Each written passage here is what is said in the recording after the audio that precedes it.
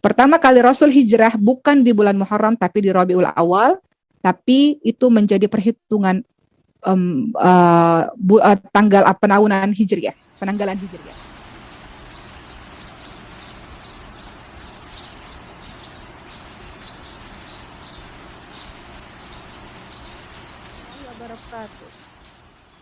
Alhamdulillahirabbil alamin wa bihi nasta'in ala umuri dunya waddin wassalatu wassalamu ala asyrafil anbiya'i wal mursalin wa ala alihi wa sahbihi ajma'in amma ba'd. Rabbi shrah li sadri wa yassir li amri wahlul 'uqdatam min lisani yafqahu qawli. Alhamdulillah teman-teman semua, pada Jumat berkah ini yang penuh dengan kebahagiaan ini, insyaallah kita bertemu lagi dan sama-sama kita akan membahas satu tema yang kita akan segera menyambutnya, yaitu bulan Muharram. Hari ini kita akan sama-sama membahas mengenai bulan Muharram, yang mana setelah kita tahu kita punya spirit untuk berhijrah, karena sejatinya setiap manusia itu selalu berhijrah dari hari ke hari, dia akan selalu menjadi lebih baik harapannya dari hari ke hari. Sebelumnya tentu Uma ingin menyapa seluruh pengurus, musyrifat, musyrif ustazat, asatidz, maskal hufat terutama, dan umumnya untuk seluruh lembaga-lembaga Quran atau lembaga-lembaga pendidikan lainnya, ataupun ibu, kakak-kakak, semuanya yang bergabung pada hari ini, dan seluruh santri di seluruh cabang. Hari ini kita sama-sama membahas mengenai bulan Muharram, dan kita sama-sama tahu bahwa bulan Muharram ini berada dalam kalender Hijriah yang berbeda dengan penanggalan Masehi. Kalau kita sehari-hari ini kita dengan penanggalan Masehi yang berpatokan pada rotasi matahari, tapi kalau kita membahas mengenai bulan Muharram yang berarti berada dalam penanggalan Hijriah, ya berarti itu berpatokan kepada rotasi bulan, atau kita sering bilang tahun barunya umat Islam di bulan Muharram ini. Baik teman-teman sekalian, ada banyak sekali keutamaan di bulan Muharram. Apa-apa saja keutamaan maupun peristiwa penting yang ada di bulan Muharram, sehingga bulan Muharram ini menjadi bulan yang memiliki kemuliaan yang sangat luar biasa. Kita akan bahas yang pertama peristiwa penting di bulan Muharram terlebih dahulu. Banyak sekali peristiwa-peristiwa penting teman-teman sekalian yang terjadi pada bulan Muharram, terutama pada tanggal 10 Muharram.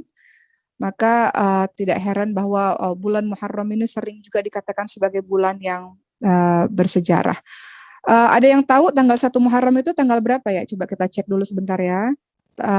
Tanggal 1 Muharram, ada yang tahukah di tahun 2021 itu jatuh pada tanggal 9 Agustus. Wah, ya 9 Agustus berarti 3 hari lagi.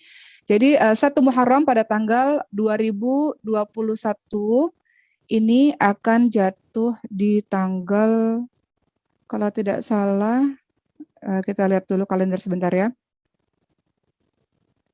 9 atau 10 Agustus ya, kita lihat lagi. Di sini Uma lihat ya 9 Agustus, tapi ada juga yang mengatakan 10 Agustus, nanti kita lihat. 1 Muharram di tahun 2021 ini tanggal 9 atau 10 Agustus, nanti kita akan lihat kemudian. Kemudian teman-teman sekalian, ya ada yang mengatakan 9 Agustus, ada yang mengatakan 10 Agustus, sekitar tanggal itu. Tapi yang jelas untuk menyambut bulan Muharram, maka kita harus tahu amalan-amalan apa saja atau peristiwa penting apa saja yang terjadi di dalamnya. Pertama adalah peristiwa penting di bulan Muharram, terutama pada tanggal 10 Muharram. Disebut sebagai hari bersejarah. Ada apa saja di tanggal-tanggal itu di sejarah masa lalu? Disebutkan ada beberapa. Yang pertama adalah pada bulan Muharram, yaitu waktu di mana bertaubatnya Nabi Adam alaihissalam kepada Allah atas dosa-dosanya, dan taubat tersebut pun diterima oleh Allah Subhanahu wa taala. Itu peristiwa bersejarah yang pertama di bulan Muharram. Kemudian yang kedua, dalam bulan Muharram terjadi peristiwa besar juga, yaitu berlabuhnya kapal Nabi Nuh alaihissalam dengan selamat setelah sebelumnya ada banjir yang membinasakan kaumnya Nabi Nuh alaihissalam. Kemudian masih di bulan Muharram, di cerita masa lalu juga diceritakan bahwa terjadi peristiwa di mana Nabi Ibrahim alaihissalam itu terbebas dari siksanya Raja Namrud. Kita tahu Nabi Ibrahim sudah kita bahas pada saat Hari Raya Idul Adha kemarin ya, bahwa Nabi Ibrahim alaihissalam salah satu ceritanya dibakar oleh Raja Namrud. Jadi di situ diceritakan ada peristiwa yang mana Nabi Ibrahim alaihissalam bebas dari kobaran api yang hendak membakar tubuhnya. Masih di bulan Muharram, ada sejarah juga yang diceritakan bahwa Nabi Yusuf alaihissalam dibebaskan dari penjara Mesir karena tuduhan fitnah. Mungkin nanti sekali-kali kita akan bahas mengenai cerita Nabi Yusuf alaihissalam yang cukup panjang dan sangat panjang diceritakan dalam Al-Quran.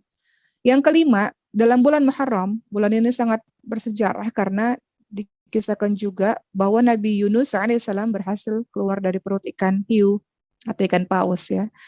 Dan yang keenam diceritakan juga bahwa bulan Muharram menjadi bulan yang spesial, bulan yang bersejarah karena disembuhkannya penyakit Nabi Ayub alaihissalam dari penyakit kulitnya. Dan terakhir, Muharram ini menjadi sangat bersejarah karena selamatnya Nabi Musa alaihissalam bersama dengan umatnya, yaitu Bani Israel pada saat dikejar oleh pasukan Firaun di Laut Merah. Oleh karena itu, teman-teman sekalian, bahkan sebelum syariat Islam ada, orang-orang Yahudi itu sangat memuliakan bulan Muharram, terutama tanggal 10 Muharram atau yang kita bilang Asyura, atau mungkin orang-orang Jawa bilang Suro ya, bulan Suro ya, tanggal Suro. Jadi dari dahulu kala orang-orang Yahudi sangat memuliakan 10 Muharram atau hari Asyura ini. Kenapa? Karena itu tadi, bahwa salah satu sejarahnya karena Nabi Musa alaihissalam bersama dengan Bani Israel, bersama dengan kaumnya, itu selamat dari bala tentaranya Firaun. Itu sebabnya kenapa ada dalam hadis riwayat Bukhari, sahabat sekalian, dari Ibnu Abbas radhiyallahu anhu, Rasulullah sallallahu alaihi wasallam bersabda, ketika Nabi Muhammad sampai di Madinah, kemudian Nabi Muhammad melihat orang-orang Yahudi itu sudah puasa Asyura, sudah puasa pada tanggal 10 Muharram. Lalu Nabi Muhammad tanya, ini hari apa? Kenapa kalian puasa? Kemudian orang-orang Yahudi itu menjawab, hari ini adalah hari baik, di mana hari ini Allah menyelamatkan Bani Israel, kaumnya Nabi Musa, dari musuh-musuhnya. Sehingga sebagai bentuk rasa syukur, maka kami pun berpuasa di tanggal 10 Muharram atau pada hari Asyura. Maka Nabi Muhammad SAW menjawab, kami kaum muslimin ini lebih layak menghormati Nabi Musa dibanding dengan kalian. Maka itu sebabnya Nabi Muhammad SAW juga memerintahkan umat Islam juga untuk puasa Asyura tanggal 10 Muharram. Tapi nanti kita akan bahas untuk menyelisihi atau supaya beda dengan kaum yang lain, maka Rasulullah juga menginginkan kita juga puasa di tanggal 9 Muharramnya. Hal itu diceritakan dalam hadis riwayat Bukhari ya, yang bagaimana Rasul bercakap-cakap atau berbicara dengan orang-orang Yahudi tadi. Setelah kita tahu betapa mulianya bulan Muharram atau betapa banyak sejarah yang terjadi di bulan Muharram, bahkan orang-orang di zaman dulu juga sudah sangat menghormati bulan ini, kemudian kita akan bahas mengenai kemuliaan bulan Muharram. Kalau tadi kita bahas yang pertama peristiwa penting di bulan Muharram, maka yang kedua kita akan bahas mengenai kemuliaan bulan Muharram. Apa sih yang menyebabkan bulan Muharram ini bulan yang sangat mulia? Pertama, karena bulan Muharram adalah termasuk bulan haram. Bulan Muharram ini termasuk bulan haram. Kenapa disebut haram? Dan apa-apa saja bulan yang disebut haram? Teman-teman lihat dalam surah At-Taubah ayat ke-36. A'udzubillahi minasyaitonir rajim. Inna iddatasyuhuri 'indallah, ya di situ disebutkan indallahi 12 syahran fi kitabillahi yauma khalaqas samawati wal arda minha arba'atun hurum dzalika ad-dinul qayyim. Fala tadlimu fihinna anfusakum. Sesungguhnya bilangan bulan pada sisi Allah adalah 12 bulan dalam ketetapan Allah di waktu Dia menciptakan langit dan bumi. Di antaranya 4 bulan haram, 4 bulan suci. Maka janganlah kamu menganiaya diri kamu sendiri dalam bulan yang 4 itu. Jadi dalam surah At-Taubah ayat 36 disebutkan ada 4 bulan haram. Apa-apa saja bulan itu? Tadi Uma sudah lihat di chat, sudah ada yang komentar. Ternyata 4 bulan haram itu dijelaskan di mana bulan ini mulia, tidak boleh ada peperangan, tidak boleh ada pertikaian, tidak boleh ada konflik. Maka bulan haram yang disebut 4 bulan itu adalah bulan Dzulqa'dah, Dzulhijjah, Muharram, dan bulan Rajab. Itu bulan-bulan haram. Dzulqa'dah, Dzulhijjah, Muharram, dan bulan Rajab. Muharram disebut di dalamnya itu disebutkan bahwa bulan Muharram adalah bulan haram. Pertanyaannya, dimaksud bulan haram itu apa, sahabat-sahabat sekalian? Kenapa disebut bulan haram, 4 bulan itu? terkhusus juga bulan Muharram, disebabkan karena di bulan itu diharamkan dari dulu sebelum Islam datang, dari dulu adalah di mana bulan tersebut orang-orang jahiliyah pun meyakini tidak boleh ada pertikaian, pembunuhan, tumpah darah di bulan itu. Itu bulan Muharram atau bulan haram dan 3 bulan lainnya tadi. Kemudian yang kedua, larangan untuk melakukan perbuatan haram lebih ditekankan daripada bulan-bulan lainnya. Jadi bulan Muharram yang akan kita datangi ini, sebentar lagi beberapa hari ke depan ini, berbuat dosa itu lebih dilarang dibanding dengan bulan-bulan lainnya. Tentu kita bulan-bulan lainnya juga diusahakan sebagai manusia biasa menekan supaya tidak melakukan maksiat, tapi di bulan Muharram lebih lagi. Ya, jadi di bulan Muharram ini larangan untuk melakukan perbuatan haram lebih ditekankan daripada bulan-bulan lainnya. Sebaliknya, sangat baik untuk melakukan amal-amal ketaatan. Kenapa teman-teman sekalian? Karena pada bulan Muharram ini waktu yang sangat baik untuk melakukan amalan-amalan ketaatan. Tapi kalau teman-teman sudah taat sepanjang waktu, Masya Allah. Itu sebabnya salah satu amalan yang penting untuk dilakukan di bulan Muharram adalah puasa.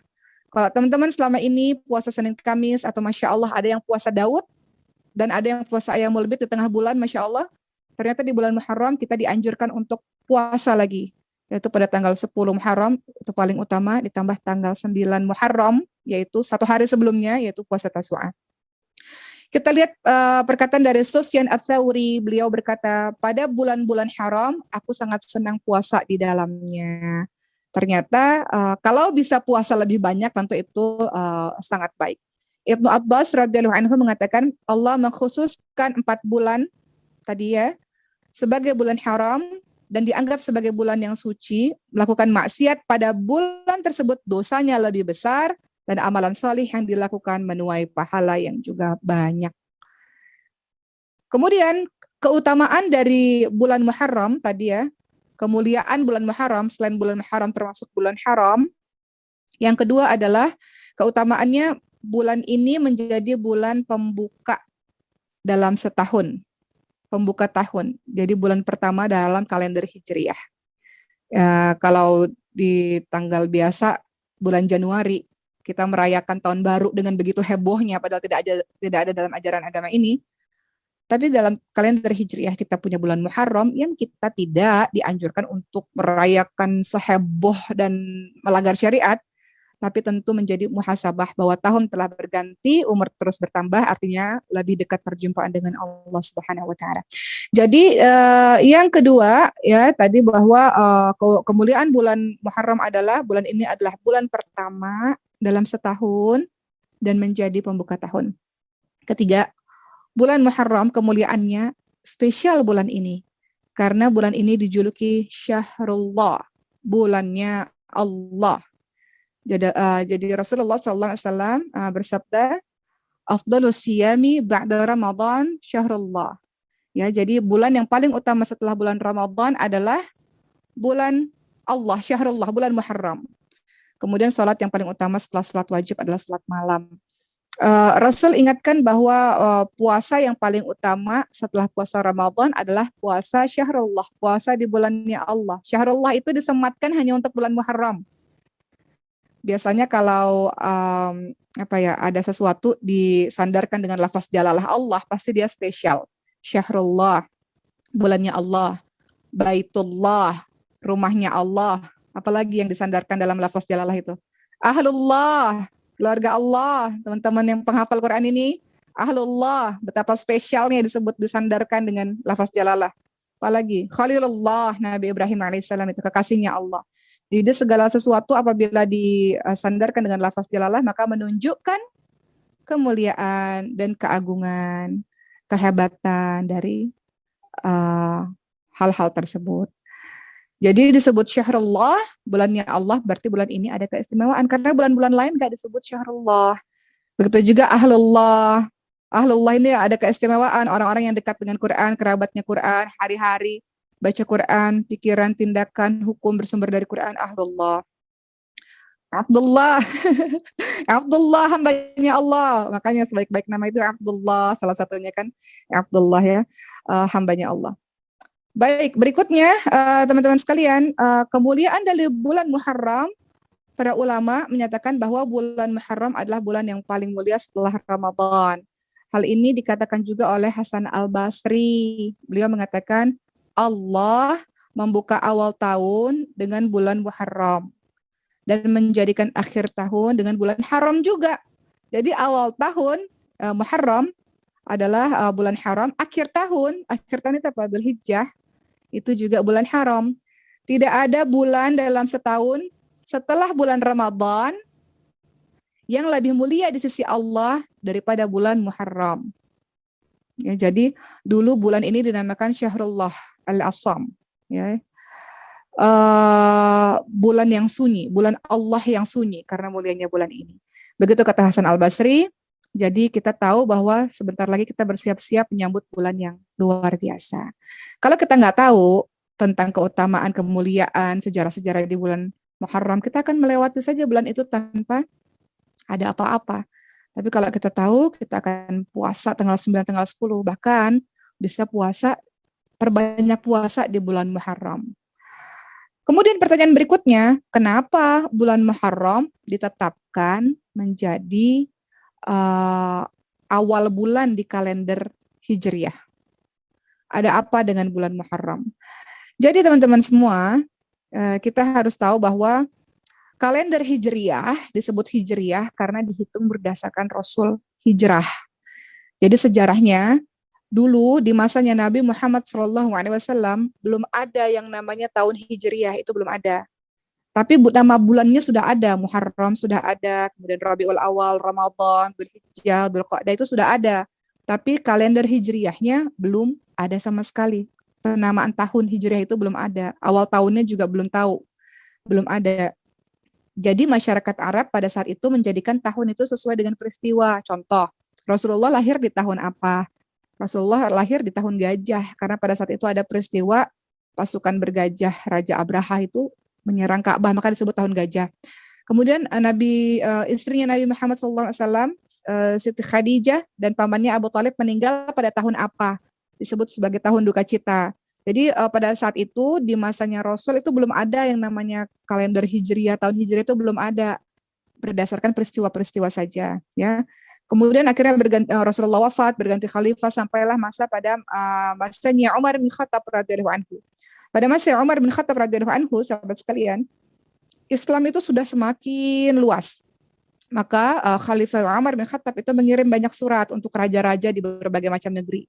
Untuk menulis surat tentu harus ada penanggalannya. Kalau tidak, yang menerima surat bingung. Ada bulan, tidak ada tanggal. Jadi untuk kerapian surat, untuk lebih memahami surat-surat ini kapan dibuatnya, maka akhirnya pada saat itu para sahabat-sahabat bermusyawarah untuk menentukan mengenai tahun Hijriah, dimulainya pada saat kapan, lalu menentukan awal bulan itu mulainya pada saat kapan.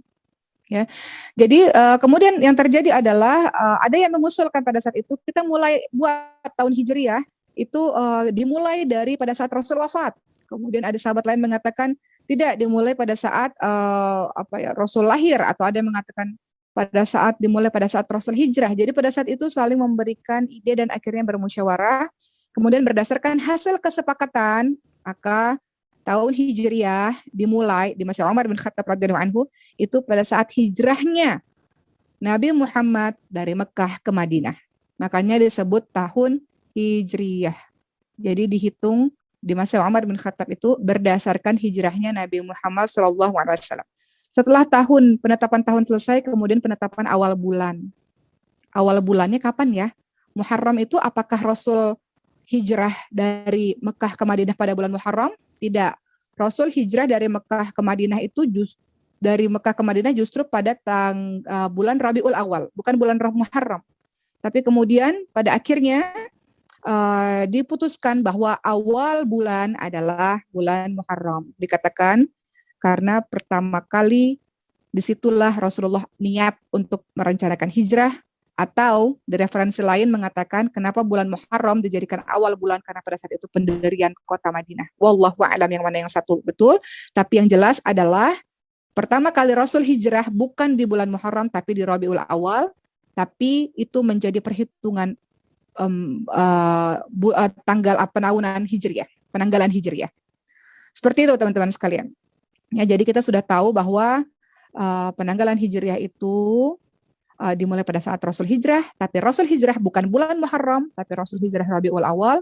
Adapun bulan Muharram itu berdasarkan pada saat pertama kali Rasul niat berhijrah, atau referensi lain mengatakan berdasarkan pertama kali Rasul mendirikan kota Madinah. Wallahu a'lam.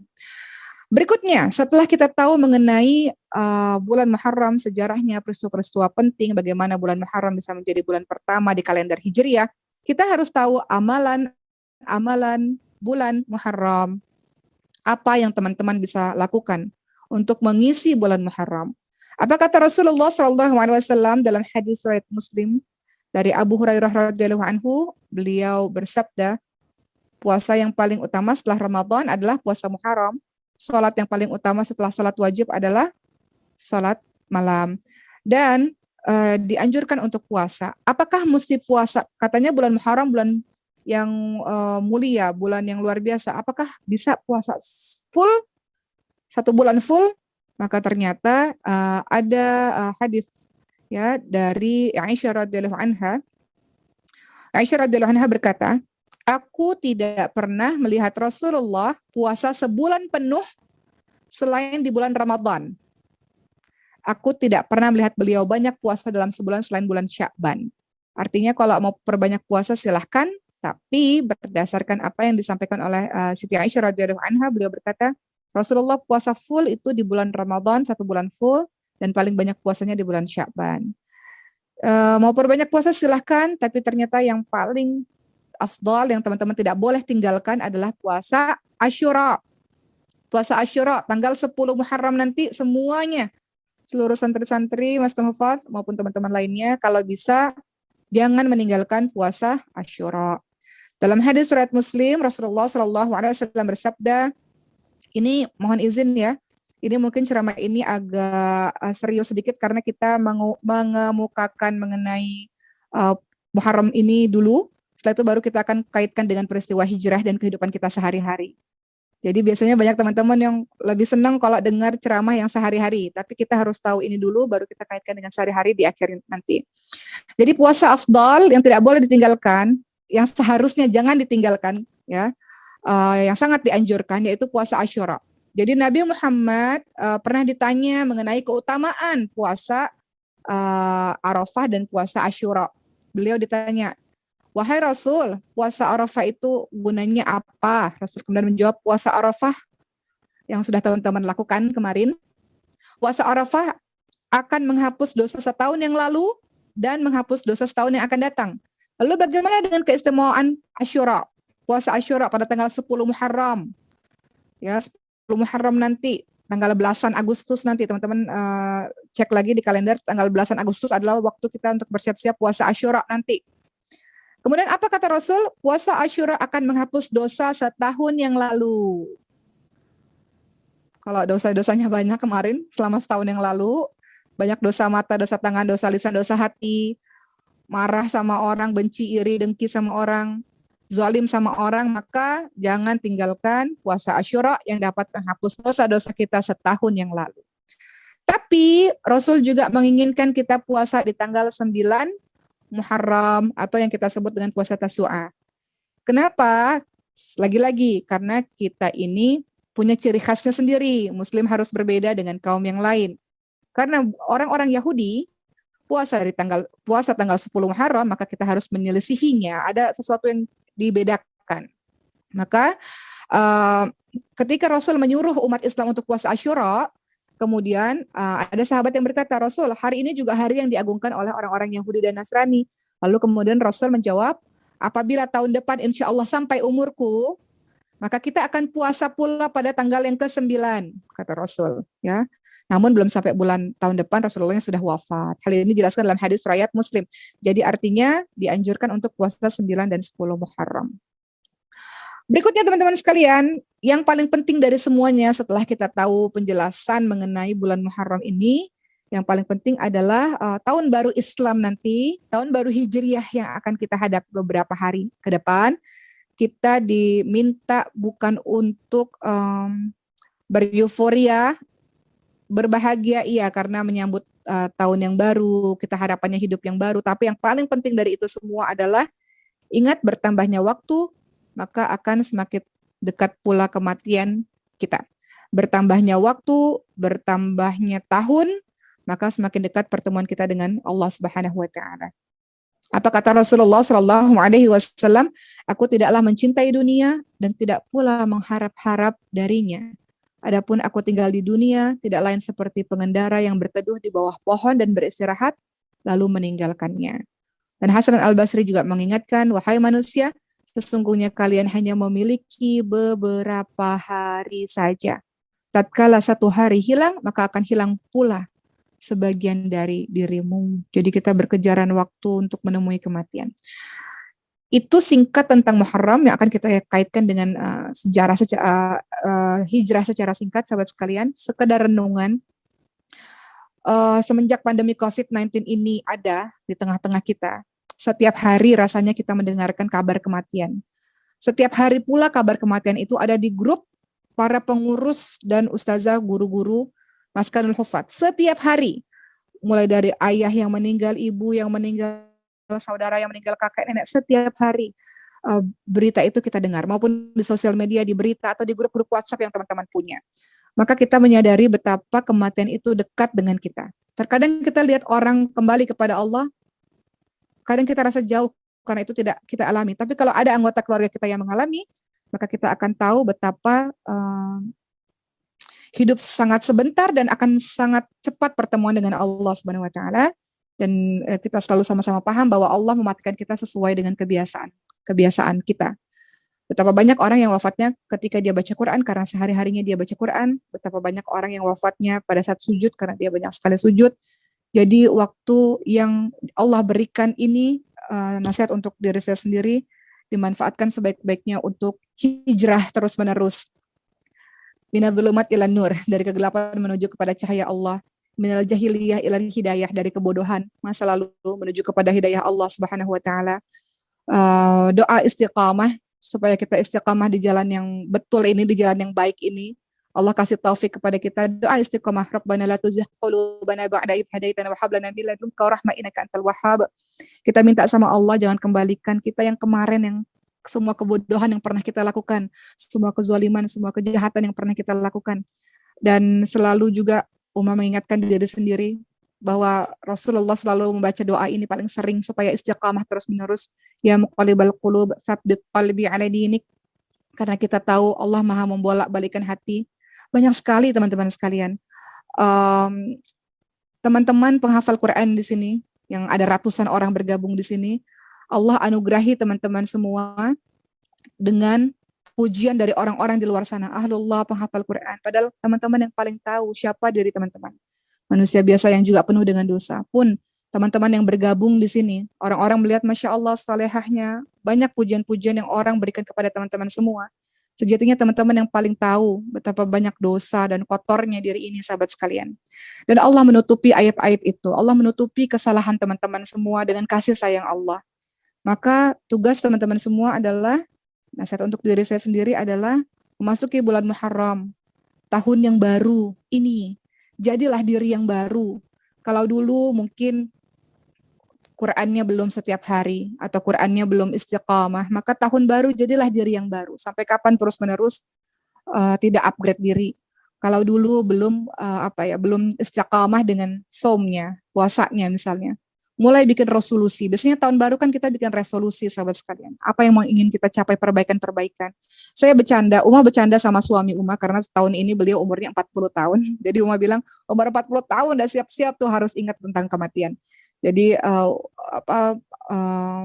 umur 40 tahun adalah umur yang menjadi titik balik dia harus kembali ingat Allah Subhanahu wa taala. Pun kita di bawah 40 tahun, apalagi yang di atas umur 40 tahun, maka buat resolusi sahabat-sahabat sekalian, untuk teman-teman di sini buat resolusi kira-kira tahun baru ini mau apa? Mau target-targetnya apa? Misalnya target hafalan Qurannya selesai kapan? Dan bukan untuk anak-anak muda saja, banyak sekali. Kemarin saya baru bertemu Bapak dan Ibu semua, teman-teman semua. Ada seorang ibu, umurnya sekitar 70 tahun. Dan dia mengatakan, saya Mbok Ki tiap hari itu membaca 1 juz Al-Quran dan menghafalkan ayat-ayat Al-Quran. Saya ngapain lagi katanya. Udah mau dekat pertemuan dengan Allah, mengapain lagi, kata beliau begitu. Jadi beliau memanfaatkan momentum bergantinya hari dengan terus mengupgrade ibadah beliau untuk persiapan kembali kepada Allah. Satu cerita sebelum kita masuk ke sesi tanya jawab, sahabat sekalian, mengkaitkan dengan bulan Muharram ini, bulannya hijrah. Kita ini manusia setiap hari hijrah, sahabat sekalian. Jadi yang lebih baik. Ada pepatah yang mengatakan hari ini sama kualitasnya dengan yang kemarin, merugi. Hari ini lebih jelek daripada yang kemarin, terlaknat. Tapi hari ini harus lebih bagus daripada hari-hari yang kemarin, itu orang beruntung. Jadi setiap hari harus lebih bagus. Sebulan yang lalu, Uma mendatangi salah seorang bapak yang sudah pensiun, umurnya sekitar hampir 70 tahun, tapi masih semangat kuliah S1. Uma datang kepada beliau dan bercerita kepada beliau, dan beliau menangis, dan beliau mengatakan, saya ini sudah dekat perjumpaan dengan Allah, mau ngapain lagi? Saya ingin menuntut ilmu sebanyak-banyaknya, umurnya udah hampir 70 tahun, sementara teman-temannya masih 20 tahunan di kampus tersebut. Saya ingin menjadi orang yang Allah catat sebagai penuntut ilmu. Saya ingin menghabiskan sisa hidup saya dekat kepada Allah ini dengan memanfaatkan 24 jam dengan semaksimal mungkin. Dan akhirnya 3 hari yang lalu Uma dapat kabar orangnya sudah kembali kepada Allah Subhanahu wa taala. Jadi ketika mendengar kabar itu, Masya Allah, bapak tersebut sudah mempersiapkan perjumpaannya dengan Allah. Begitulah sahabat-sahabat sekalian, gak ada yang tahu. Kemarin juga salah satu dari mantan santri, lulusan Maskan Hufaz ya. Dulu pernah belajar di Maskan Hufaz, menghafal Quran, kemudian kita dapat kabar beliau meninggal dunia dalam keadaan sedang melahirkan bayi, kemudian meninggal dunia. Masya Allah, semoga Allah catat sebagai orang yang syahid. Pertama, dia adalah seorang penghafal Quran, pernah mengajar juga, pernah jadi santri dan menjadi musyrifah pengajar di Maskan Hufaz, dan kemudian kedua beliau meninggal dalam keadaan sedang melahirkan. Begitulah teman-teman semua, tahun baru menjadi diri yang baru, tutup buku lembaran yang lama yang mungkin kita pernah melakukan dosa. Allah Maha Pengampun, Allah Maha Penyayang, Allah mengampuni semua dosa. Allah katakan dalam surah Az-Zumar 53, ini ayat favorit Uma kalau Uma lagi merasa berdosa kepada Allah.